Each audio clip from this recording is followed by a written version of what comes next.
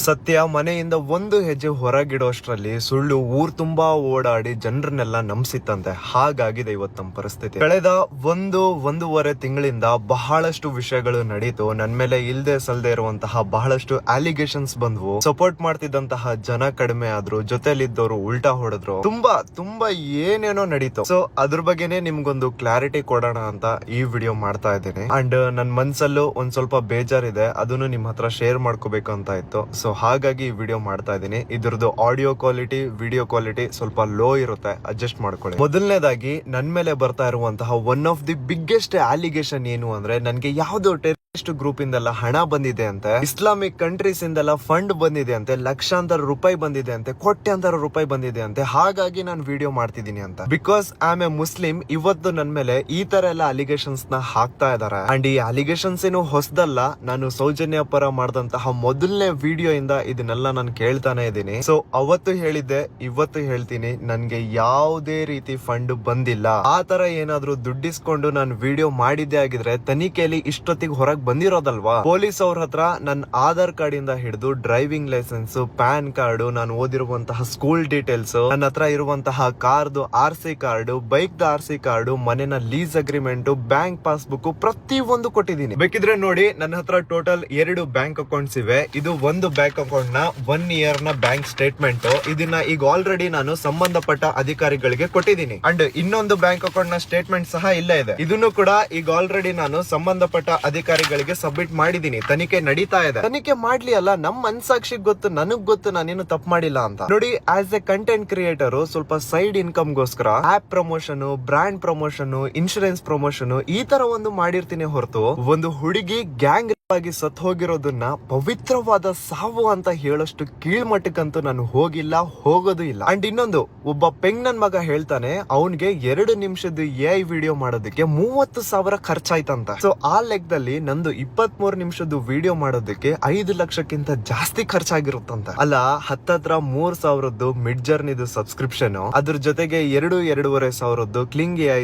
Subscription, and ಅದ್ರ ಜೊತೆಗೆ 2,000 chat GPT subscription. Total ಕೂಡಿದ್ರೆ 8,000 ಆಗಲ್ಲ. ತಲೆ ಇರೋರು ಟೆಕ್ನಾಲಜಿನ ಯೂಸ್ ಮಾಡ್ಕೊಂಡು 23 ನಿಮಿಷದ್ದು ವಿಡಿಯೋ ಮಾಡ್ತಾರೆ, ಇಲ್ಲ ಬೇಕಂದ್ರೆ 2 ಅವರ್ದು ಮೂವಿನೂ ಮಾಡಬಹುದು. ತಲೆ ಇಲ್ದೆ ಇರೋ ಪೆಂಗ್ ನನ್ ಮಕ್ಳಿಗೆನೆ 2 ನಿಮಿಷದ ವಿಡಿಯೋಗೆ 30,000 ಖರ್ಚಾಗೋದು. ಸೊ ನನ್ನ ಅಗೇನ್ಸ್ಟ್ ವಿಡಿಯೋ ಮಾಡ್ಲಿಕ್ಕೆ ಅವ್ರಿಗ 30,000 ಎಲ್ಲಿಂದ ಬಂತು ಅಂತ ಯಾರು ಪ್ರಶ್ನೆ ಮಾಡಲ್ಲ. ಆದ್ರೆ ನಮ್ ನಿಸ್ವಾರ್ಥ ಕೆಲ್ಸನೇ ಪ್ರತಿಯೊಬ್ರು ಪ್ರಶ್ನೆ ಮಾಡೋದು. ಇನ್ನು AI ವಿಡಿಯೋ ಮಾಡಿ ಸುಳ್ಳುನ ಹರಿಬಿಟ್ಟ, ಇವನ ಹತ್ರ ಯಾವ್ದೇ ಆಧಾರ ಇಲ್ದೆ ವಿಡಿಯೋ ಮಾಡಿದಾನೆ, ಅದು ಇದು ಅಂತ ಏನೇನೋ ಮಾತಾಡ್ತಾ ಇದ್ರು. ನೋಡಿ, ನೀವ್ ಈಗ ಆಲ್ರೆಡಿ ಸೋಷಿಯಲ್ ಮೀಡಿಯಾದಲ್ಲಿ ಭೀಮನ ಇಂಟರ್ವ್ಯೂ ಮಾಡಿರುವಂತಹ ಕ್ಲಿಪ್ಸ್ ನ ನೋಡಿರ್ತೀರಾ. ಸೊ ಆ ಒಂದು ಇಂಟರ್ವ್ಯೂ ಅಲ್ಲಿ ಏನೇನೆಲ್ಲ ಹೇಳಿದ್ನೋ ಅದನ್ನೇ ಆಧಾರ ಇಟ್ಕೊಂಡು ನಾನು ವಿಡಿಯೋ ಮಾಡಿದ್ದು. ಅಷ್ಟೇ ಅಲ್ಲ, ಕ್ರಾಸ್ ವೆರಿಫೈ ಮಾಡ್ಕೊಳ್ಳಿಕ್ಕೆ ನಾನು ಅದೇ ಊರಿನ ಜನರ ಹತ್ರ ಸೀಕ್ರೆಟ್ ಆಗಿ ವಿಚಾರಿಸ್ತೀನಿ. ಅದಾದ್ಮೇಲೆ ನಾನು ಅದ್ರ ಬಗ್ಗೆ ವಿಡಿಯೋ ಮಾಡಿ ಹಾಕಿರೋದು. ಆದ್ರೆ ಇಲ್ಲಿ ಯಾರಿಗೂ ಈ ಬ್ಯಾಕ್ ಗ್ರೌಂಡ್ ವರ್ಕ್ ಬಗ್ಗೆ ಗೊತ್ತೇ ಇಲ್ಲ, ಕಾಸ್ ನಾನು ಅದನ್ನ ಹೇಳ್ಕೊಂಡೇ ಇಲ್ಲ. ಇನ್ನು ಆ ಅನನ್ಯ ಭಟ್ ಕೇಸ್ ಬಗ್ಗೆ ಹೇಳ್ಬೇಕು ಅಂದ್ರೆ, ನೋಡಿ, ನಾನು ಆ ಸುಜಾತ ಭಟ್ ಅವ್ರ ಬಗ್ಗೆ ವಿಡಿಯೋ ಮಾಡೋದಕ್ಕಿಂತ ಮುಂಚೆ ಆ ಒಮ್ಮ ಆಲ್ರೆಡಿ ಸುಮಾರಷ್ಟು ಯೂಟ್ಯೂಬ್ ಚಾನಲ್ಸ್ ಅಲ್ಲಿ ಇಂಟರ್ವ್ಯೂ ಕೊಟ್ಟಿದ್ಲು. ಆ ಇಂಟರ್ವ್ಯೂಸ್ ಅಲ್ಲಿ ಸುಜಾತ ಭಟ್ ಅವರು ತಮ್ಮ ಮಗಳ ಬಗ್ಗೆ ಹೇಳ್ಬೇಕಾದ್ರೆ ತಮ್ಮ ಮಗಳನ್ನ ನೆನ್ಸ್ಕೊಂಡು ಕಣ್ಣೀರ್ ಹಾಕ್ತಾ ಇದ್ರು. ಒಂದು ತಾಯಿಯ ಕಣ್ಣೀರು ಹೇಗ್ ಸುಳ್ಳಾಗೋಕ್ ಸಾಧ್ಯ ಅಂತ ನನ್ ಮನ್ಸಾಕ್ಷಿಗೆ ಅದು ನಿಜ ಅನ್ಸಿ, ಇವ್ರಿಗಾಗಿರುವಂತಹ ಅನ್ಯಾಯ ಜನರಿಗೆ ಗೊತ್ತಾಗ್ಬೇಕು ಅನ್ನೋ ಉದ್ದೇಶ ಇಟ್ಕೊಂಡು ನಾನು ವಿಡಿಯೋ ಮಾಡಿದೆ. ಅದಾದ್ಮೇಲೆ ಕೆಲವು ಮೀಡಿಯಾದವರು ಆ ಮುದುಕಿನ ಟಾರ್ಗೆಟ್ ಮಾಡ್ಕೊಂಡು 24 ಗಂಟೆ ಅವ್ರ ಮನೆ ಮುಂದೆ ನಿಂತ್ಕೊಂಡು ಬಾಗ್ಲು ಹೊಡ್ಕೊಂಡು ಇಂಟರ್ವ್ಯೂ ಕೊಡಿ ಅಂತ ಮೆಂಟಲಿ ಟಾರ್ಚರ್ ಮಾಡಿ ಏನೇನೋ ಕ್ರಾಸ್ ಕ್ವಶನ್ ಗಳು ಕೇಳ್ಕೊಂಡು ಆ ಅಮ್ಮನ ಕಾಮಿಡಿ ಪೀಸ್ ಮಾಡಿಟ್ರು. ಸುಜಾತ ಭಟ್ ಅವರು ಈ ಹಿಂದೆ ಯೂಟ್ಯೂಬ್ ಅಲ್ಲಿ ಕೊಟ್ಟಿರುವಂತಹ ಇಂಟರ್ವ್ಯೂಸ್ ಅಲ್ಲಿ ತಮ್ಮ ಮಗಳನ್ನ ನೆನ್ಸ್ಕೊಂಡು ಅಳದ್ ನೋಡಿ ಆ ಕಣ್ಣೀರು ಹೇಗ್ ಸುಳ್ಳಾಗೋಕ್ ಸಾಧ್ಯ ಅಂತ ನನ್ ಮನ್ಸಾಕ್ಷಿಗೆ ಅನಿಸಿ ನಾನು ಅದನ್ನ ವಿಡಿಯೋ ಮಾಡಿ ಹಾಕ್ತೆ. ಈಗ ಆ ಕಣ್ಣೀರೇ ಸುಳ್ಳು, ಆ ಕಥೆನೇ ಸುಳ್ಳು ಅನ್ನೋದಾದ್ರೆ ನಾನ್ ಏನ್ ಮಾಡ್ಲಿ? ಲಿಟ್ರಲಿ ಕೆಲವು ಮೀಡಿಯಾದವರು ನಮಗ್ ಇಂಟರ್ವ್ಯೂ ಕೊಡಿ ಅಂತ ಆ ಮುದ್ಕಿಗೆ ಎಷ್ಟು ಮೆಂಟಲಿ ಟಾರ್ಚರ್ ಮಾಡಿದ್ರು ಅಂದ್ರೆ, ಆ ಅಮ್ಮ 2 ಸತಿ ಸೂಸೈಡ್ ಲೆಟರ್ ನ ಬರೆದು ಅಡ್ವೊಕೇಟ್ ಗೆ ಕಳಿಸಿರೋದಿದೆ. ಮಾಧ್ಯಮಗಳಲ್ಲಿ ಸುಳ್ಳು ಪ್ರಸಾರ ಆಗ್ತಿದೆ ಅಂತ ನಾನಲ್ಲ, ಹೋಮ್ ಮಿನಿಸ್ಟರ್ ಅವರ 2 ಸತಿ ಹೇಳಿದ್ದಾರೆ. ಪರ್ಸನಲಿ ನಾನು ಕೂಡ ಅದನ್ನ ಎಕ್ಸ್ಪೀರಿಯನ್ಸ್ ಮಾಡಿದ್ದೀನಿ. ಒಂದಷ್ಟು ಗುಂಪುಗಳಿಂದ ಹಣ ಬಂತಂತೆ, ಅನನ್ಯ ಭಟ್ ಅವರ ಫೋಟೋಗೆ ಬೊಟ್ಟಿಟ್ಟಿದ್ ನಾನಂತೆ, ಏನೋ ಷಡ್ಯಂತರ ಮಾಡ್ತಾ ಇದೀನಿ ಅಂತೆ, ಇಸ್ಲಾಂ ಕಂಟ್ರೀಸ್ ನನಗ್ ಸಪೋರ್ಟ್ ಮಾಡ್ತಿದಾವಂತೆ, ಏನೇನೋ ಹೇಳ್ತಿದ್ದಾರೆ. SIT ಅವರು ಮನೆ ಮೇಲೆ ದಾಳಿ ಅಂತೆ. ಅಂಡ್ ನಿಮಗೆ ನನ್ ಮೇಲೆ ಇರುವಂತಹ ಕೇಸಸ್ ಬಗ್ಗೆ ಸ್ವಲ್ಪ ಹೇಳ್ಬೇಕು ನೋಡಿ. ನನ್ ಮೇಲೆ ಈಗ ಟೋಟಲ್ 3 ಕೇಸ್ ಇವೆ. ಮೊದಲನೇದು unlawful assembly at Benaka hospital Ujire, ಎರಡನೇದು ಸುವರ್ಣ ನ್ಯೂಸ್ ಚಾನಲ್ ಮೇಲೆ ಹಲ್ಲೆ ಮಾಡಿದೀನಿ ಅಂತ ಒಂದು case, sorry fake case, and ಮೂರನೇದು ಅದೇ ಭೀಮಾ ರಿಗಾರ್ಡಿಂಗ್ ಮಾಡಿದಂತಹ 23 ನಿಮಿಷದ ವಿಡಿಯೋ ರಿಲೇಟೆಡ್. ಅದೀಗ ಆಲ್ರೆಡಿ ತನಿಖೆ ಆಗ್ತಾ ಇದೆ. ಸೊ ಅದ್ರ ಬಗ್ಗೆ ನಾನು ಜಾಸ್ತಿ ಏನು ಮಾತಾಡ್ಲಿಕ್ಕೆ ಆಗಲ್ಲ. ಬಟ್ ಕೆಲವು ಮಾಧ್ಯಮಗಳಲ್ಲಿ ತೋರ್ಸೋ ರೀತಿ ಸಮೀರ್ಗೆ ಫುಲ್ ಡ್ರಿಲ್, ಪೊಲೀಸ್ ಅವ್ರ ಕಡೆಯಿಂದ ಫುಲ್ ಗ್ರಿಲ್, ಆ ತರ ಅಂತೂ ದೇವ್ರಾಣಿಗಿರ್ಲಿಲ್ಲ. ಪೊಲೀಸ್ ಅವ್ರ ಪಾಪ ತುಂಬಾ ಪ್ರೊಫೆಷನಲಿ ತುಂಬಾ ಚೆನ್ನಾಗಿ ಕೋಆಪರೇಟ್ ಮಾಡ್ತಾ ಇದ್ರು. ಅವ್ರ ತನಿಖೆಗೆಲ್ಲ ನಾನು ಅಷ್ಟೇ ಚೆನ್ನಾಗಿ ಕೋಆಪರೇಟ್ ಮಾಡಿದೀನಿ. ಒಂದು ಒಳ್ಳೆ ರೀತಿಲಿ ಇನ್ವೆಸ್ಟಿಗೇಷನ್ ನಡೀತಾ ಇದೆ, ನಡೀಲಿ, ನನ್ಗೇನು ಸಮಸ್ಯೆ ಇಲ್ಲ ಅದರಿಂದ. ಆದ್ರೆ ಕೆಲವು ಮಾಧ್ಯಮಗಳಲ್ಲಿ ಮಾತ್ರ ಸಮೀರ್ ಓಡ್ ಹೋಗ್ಬಿಟ್ಟ, ಸಮೀರ್ ತಲೆ ಮರ್ಸ್ಕೊಂಡಿದ್ದಾನೆ,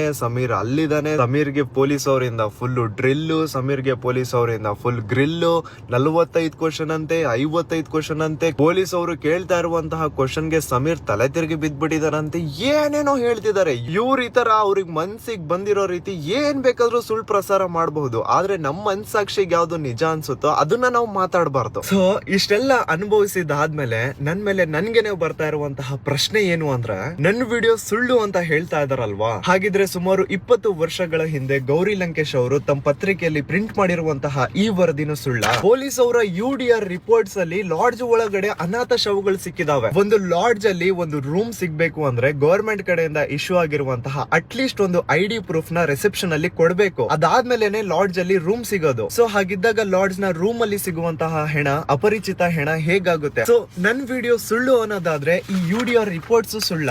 ಕುವೆಂಪು ಅವರು ಆ ಒಂದು ಸ್ಥಳದ ಬಗ್ಗೆ ಬರ್ದಿರುವಂತಹ ಸಾಲುಗಳು ಸುಳ್ಳ? ಹಾಗಿದ್ರೆ ಸೌಜನ್ಯನ ಸಾಯಿಸಿದವ್ರು ಯಾರು? ಹಾಗಿದ್ರೆ ಪದ್ಮಲತನ ಸಾಯಿಸಿದವ್ರು ಯಾರು? ಹಾಗಿದ್ರೆ ವೇದವಲ್ಲಿ ಅವರು ಹೇಗ್ ಸತ್ತೋದ್ರು? ಆನೆ ಮಾವುತ ನಾರಾಯಣ ಹಾಗೂ ಅವ್ರ ತಂಗಿ ಯಮುನನ ಭೀಕರವಾಗಿ ಸಾಯಿಸಿದವ್ರು ಯಾರು? ಯಾವ ಜಾಗದಲ್ಲೂ ಆಗದೆ ಇರುವಂತಹ ಅಸಹಜ ಸಾವುಗಳು ಅದೇ ಜಾಗದಲ್ಲಿ ಅತಿ ಹೆಚ್ಚಾಗಿ ಆಗ್ತಾ ಇವೆ ಅಂತ ಹೇಳೋ ಉಗ್ರಪ್ಪ ವರದಿನ ಸುಳ್ಳ? ಸೊ ನನ್ ವಿಡಿಯೋ ಸುಳ್ಳು ಅಂತ ಆದ್ರೆ ಇದೆಲ್ಲಾನು ಸುಳ್ಳ? ಹಾಗಿದ್ರೆ ಇನ್ನು ಕಾಗೆ ಬಗ್ಗೆ ಹೇಳು, ಗಿಳಿ ಬಗ್ಗೆ ಹೇಳು, ಅವ್ರ ಕೌಂಟರ್ಗೆ ರಿಪ್ಲೈ ಕೊಡು, ಗುರು ದೇವ್ರಾಣಂಗ್ ನನ್ ಕೈಯಿಂದ ಆಗಲ್ಲ. ಯಾವಾಗ ಒಂದು ಹುಡುಗಿ ಗ್ಯಾಂಗ್ ಸತ್ ಹೋಗಿರೋದನ್ನ ಅವರು ಒಂದು ಪವಿತ್ರವಾದ ಸಾವು ಅಂತ ಹೇಳಿದ್ರು, ಆಸ್ ಎ ಹ್ಯೂಮನ್ ಬೀಯಿಂಗ್ ಅವರು ನನ್ನ ದೃಷ್ಟಿಲಿ ಅವತ್ತೇ ಸತ್ ಹೋದ್ರು. ಯಾವಾಗ್ಲೂ ಸ್ಟುಡಿಯೋದಲ್ಲಿ ಕ್ಯಾಮ್ರಾ ಮುಂದೆ ಕುತ್ಕೊಂಡು ಒಂದೊಳ್ಳೆ ಮೈಕ್ ಇಟ್ಕೊಂಡು ವಿಡಿಯೋ ಮಾಡ್ತಾ ಇದ್ದೆ, ಆದ್ರೆ ಇವತ್ತು ಕಾರಲ್ಲಿ ಕುತ್ಕೊಂಡು ವಿಡಿಯೋ ಮಾಡ್ತಾ ಇದ್ದೇನೆ. ಹಾನೆಸ್ಟ್ಲಿ ಇರೋ ರೀಸನ್ ಇದ್ದಂಗೆ ಹೇಳ್ಬಿಡ್ತೀನಿ, ಮನೆ ಇಲ್ಲ ಇವತ್ ನನ್ಗೆ. ಯಾವ್ದೋ ಒಂದು ಪುಟ್ಟು ಬಾಡಿಗೆ ಮನೇಲಿ ಇದ್ವಿ, ಪೊಲೀಸ್ ಅವರು ತನಿಖೆಗೆ ಅಂತ ಮನೆಗ್ ಬಂದ್ರು. ಆದ್ರೆ ಕೆಲವು ಮೀಡಿಯಾದವರು ಪೊಲೀಸ್ ಅವ್ರು ಮನೆಗ್ ಬಂದಿರೋದನ್ನೇ ತುಂಬಾ ಕೆಟ್ಟದಾಗಿ ಬಿಂಬಿಸಿ ಮನೆನೆಲ್ಲಾ ತೋರಿಸಿ ಏನೇನೋ ಸ್ಟೇಟ್ಮೆಂಟ್ಸ್ ಕೊಟ್ರು. ಅದನ್ನೆಲ್ಲಾ ಮನೆ ಓನರ್ ನೋಡಿ ಅವ್ರಿಗೂ ಪಾಪ ಗಾಬರಿಯಾಗಿ ಇವತ್ತು ಮನೆ ಬಿಡಿಸಿದಾರೆ. ಬೇರೆ ಎಲ್ಲೂ ಯಾರು ಬಾಡಿಗೆ ಮನೆ ಕೊಡ್ತಾ ಇಲ್ಲ. ಸಮೀರ್ MD ಅಂತ ಹೆಸರು ಹೇಳಿದ ತಕ್ಷಣ ಹೆದರ್ಕೊಂತಾ ಇದಾರೆ. ನಾನೇನೋ ಮಾಡಿದೀನಿ, ನಾನೇನೋ ಮರ್ಡರ್ ಮಾಡಿದೀನಿ ಅನ್ನೋ ರೀತಿ ರಿಯಾಕ್ಟ್ ಮಾಡ್ತಿದಾರೆ. 1 ಮಂತ್ ಇಂದ ನಾನು ನನ್ನ ತಾಯಿ 2 ದಿನ ಅಲ್ಲಿ 2 ದಿನ ಇಲ್ಲಿ ಅಂತ ಅಲ್ದಾಡ್ತಾ ಇದೀವಿ. ಇದನ್ನೆಲ್ಲ ನಾನು ನಿಮಗೆ ಹೇಳ್ತಾ ಇರೋದು ನಿಮ್ಮಿಂದ ಏನೋ ಸಿಂಪತಿ ಪಡ್ಕೊಳ್ಳಿಕ್ಕಲ್ಲ, ಇರೋ ಸತ್ಯನೇ ಹೇಳ್ತಾ ಇದ್ದೀನಿ. ಸೊ ನಿಮ್ಗೂ ಅರ್ಥ ಆಗ್ಲಿ ಈ ದೇಶದಲ್ಲಿ ಸಿಚುವೇಶನ್ ಹಿಂಗಿದೆ. ಇಲ್ಲಿ ನೀವ್ ಏನಾದ್ರೂ ಸ್ವಲ್ಪ ಗಟ್ಟಿಯಾಗಿ ನ್ಯಾಯದ ಪರ ನಿಂತ್ರೆ, ಸತ್ಯದ ಪರ ಧ್ವನಿ ಎತ್ತಿದ್ರೆ ನಾಳೆ ನಿಮ್ಗೂನು ಇದೇ ಸಿಚುವೇಶನ್ ಬರೋದು. ಸೊ ನನ್ನನ್ನ ನೋಡಿನೇ ಒಂದು ಪಾಠ ಕಲ್ತ್ಕೊಳ್ಳಿ. ಆದ್ರೆ ಒಂದಂತೂ ನಿಜ, ನನ್ ಮನ್ಸಾಕ್ಷಿಗೆ ನನಗ್ ನೆಮ್ಮದಿ ಇದೆ. ನಾನು ಸತ್ಯದ ಪರ ನ್ಯಾಯದ ಪರ ಧ್ವನಿ ಎತ್ತಿದೆ, ಒಂದು ಹೋರಾಟದ ಭಾಗ ಆಗಿದ್ದೆ ಅಂತ ನನಗ್ ಪ್ರೌಡ್ ಇದೆ. ಅಲ್ಲಿ ಹೆಣ್ಮಕ್ಳಿಗಾಗಿರುವಂತಹ ಅನ್ಯಾಯಕ್ಕೆ ನ್ಯಾಯ ಸಿಗ್ಲಿ ಅಂತ ಶಕ್ತಿ ಮೀರಿ ಪ್ರಯತ್ನ ಪಟ್ಟಿದ್ದೀನಿ. SIT ನೇಮಕ ಆದಾಗ್ಲೇ ನಮ್ದು ಅರ್ಧ ಕೆಲ್ಸ ಮುಗೀತು. ಇನ್ನು ಏನಿದ್ರು ಆ ದೇವ್ರಿದ್ದಾನೆ, SIT ಅವರಿದ್ದಾರೆ.